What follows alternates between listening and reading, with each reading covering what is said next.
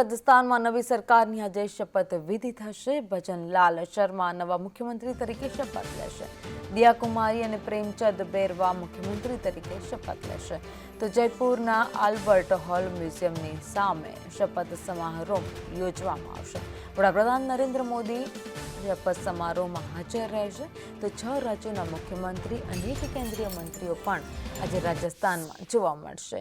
આપણો અગ્રણી રાજસ્થાનની થીમ પર શપથ સમારોહ યોજાશે। સવારે 11 વાગે શપથ સમારોહની શરૂઆત થશે।